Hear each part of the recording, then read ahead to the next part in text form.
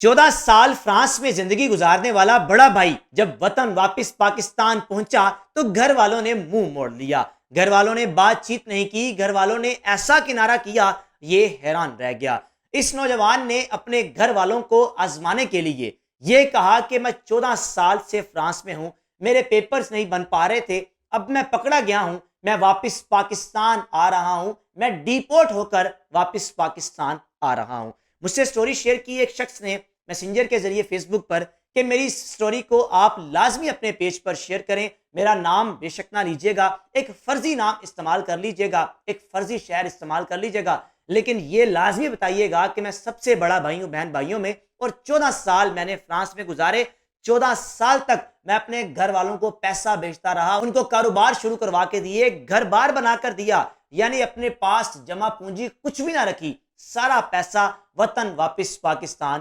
بھیجتا رہا. اب جناب علی اس نوجوان نے کیا کیا؟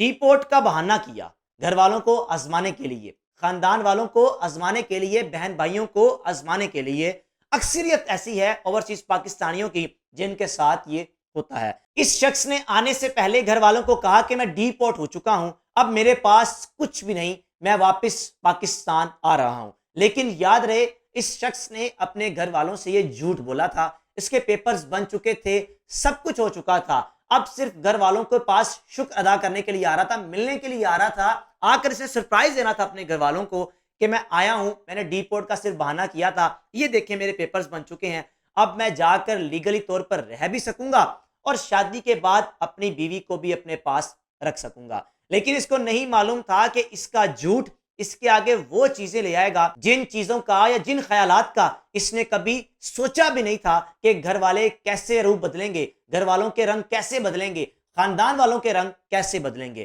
کیونکہ ماں باپ نے اپنے بیٹے کے بارے میں خاندان میں سب کو بتا دیا تھا کہ 14 سال فرانس میں گزارے اس نے, لیکن اب یہ پکڑا جا چکا ہے, ڈیپورٹ ہو کر آ رہا ہے. گھر والوں کو یہی تھا کہ آئے گا اس کے پاس کچھ بھی نہیں ہوگا, خاندان والوں کو یہی تھا آئے گا اس کے پاس کچھ بھی نہیں ہوگا, یہ تو الٹا ہم پر محتاج بن جائے گا, ہمیں اس کو کھلانا پڑے گا. لیکن گھر والے یہ بھول گئے کہ 14 سال سے یہ ہمیں کھلا رہا ہے, 14 سال میں اس نے ہمیں کاروبار سیٹ کر کے دیا, گھر بار بنا کر دیا. گھر والے خاندان کے لوگ سب کچھ بھول گئے, اپنے بیٹے کی 14 سال کی نیکیاں, اپنے بھائی کی 14 سال کی نیکیاں, سب کچھ ایک پلک جھپکتے ہی بھول گئے. جناب علی وطن واپس پاکستان جب آیا, آتے ہی اس نے دیکھا کہ گھر والوں کا رویہ بڑا تبدیل سا ہے. گھر والے بات بھی ٹھیک طریقے سے نہیں کر رہے, صرف یہ پوچھ رہے ہیں کہ بھئی پلے کچھ ہے بھی کہ نہیں, آ تو گئے ہو, کچھ کمایا, خاص مزید سیونگ بھی کی, جو ہمیں تو کچھ بیچ رہے تھے, ہم تو خرچ کرتے جا رہے تھے. آگے سے کہنے لگا کہ میں نے اپنے پاس کیا رکھنا تھا, میں نہ میرا کوئی بینک اکاؤنٹ میں ایک انلیگل طور پر رہ رہا تھا, پیسہ واپس پاکستان بھیج دیتا تھا. مجھے تو یہی تھا کہ آپ سب نے گھر بھی بنایا ہے, کوئی کاروبار بھی سیٹ کیا ہوگا.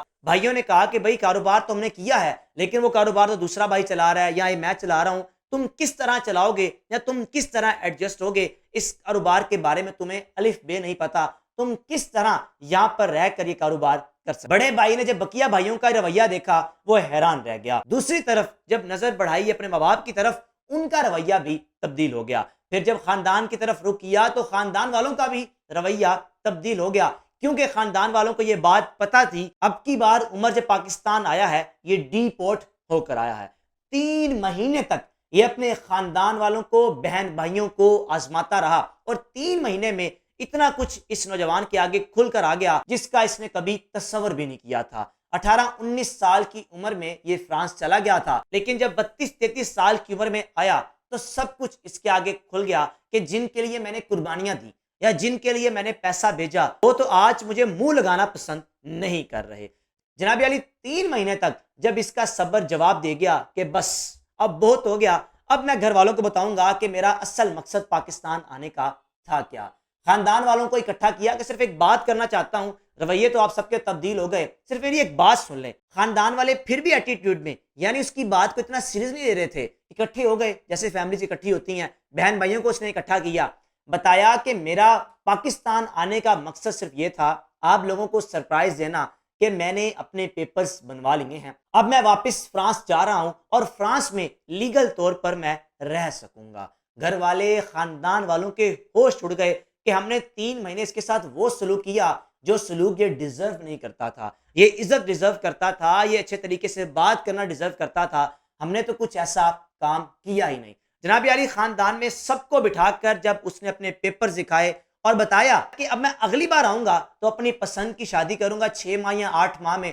اپنی بیوی کو بھی ساتھ لے جاؤں گا، آپ لوگوں کے پاس نہیں چھوڑوں گا، کیونکہ آپ لوگوں سے جو میں نے توقعات لگائی تھی وہ توقعات بالکل برعکس نکلیں۔ آپ لوگ تو وہ لوگ تھے جو صرف پیسے سے پیار کرتے تھے۔ بہن بھائی، ماں باپ، خاندان کے لوگ اپنے اس رویے پر پچھتا رہے تھے جب اس نوجوان نے اپنے پیپرز دکھائے، اپنے کاغذات دکھائے اور اگلے ہی روز اپنے خاندان والوں کو، بہن بھائیوں کو اللہ حافظ کہہ کر یہ واپس فرانس چلا گیا۔ اس نوجوان نے میسنجر پر خود اپنی سٹوری شیئر کی کہ آپ نے میرا نام نہیں لینا، آپ نے علاقہ نہیں بتانا، صرف یہ بتانا کہ میں نے اپنے گھر والوں کو جب ایک مرتبہ آزمانا چاہا تو کس طرح خاندان اپنے ہی سگوں کی اصلیت میرے سامنے کھل کر آ گئی۔ اکثریت اوورسیز پاکستانیوں کی یہی کہانیاں ہیں، جب تک وہ پیسہ کماتے ہیں، بیچتے رہتے ہیں تو گھر والوں کے رویے بھی ٹھیک رہتے ہیں، لیکن جیسے ہی ہاتھ ذرا ٹائٹ کر لیں یا پیسے کم بیچنا شروع کریں تو گھر والوں کی بھی رویے تبدیل ہو جاتے ہیں، گھر والے بھی بات کرنا مناسب نہیں سمجھتے، اور ہاں بچہ اگر ڈی پورٹ ہو کر آ جائے تو گھر والے بھی اپنے بچے سے منہ موڑ لیتے ہیں،